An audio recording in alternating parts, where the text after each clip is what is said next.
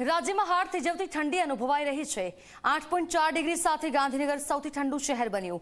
નલિયામાં 9.4 degree, ડીસામાં 10.2 degree ઠંડી નોંધાઈ છે, તો અમદાવાદમાં 11.1, વડોદરામાં 12, રાજકોટમાં 12.4 ડિગ્રી ઠંડી નોંધાઈ છે, તો ભુજમાં 14, ભાવનગરમાં 14.8 અને સુરતમાં 15.8 ડિગ્રી પારો નોંધાયો છે।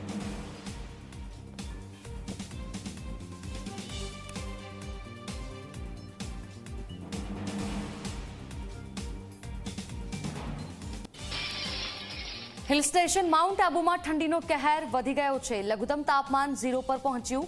ઠંડીનો પારો ગગડતા બરફની પાતળી ચાદર છવાઈ। કાર, ઘાસ અને વૃક્ષો પર બરફ જામી ગયો છે।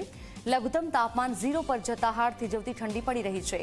લોકો ઠંડી ઉડાવવા માટે તાપણાનો સહારો લેતા નજરે પડ્યા। હજુ પણ લઘુત્તમ તાપમાન નીચું જાય તેવી શક્યતા છે।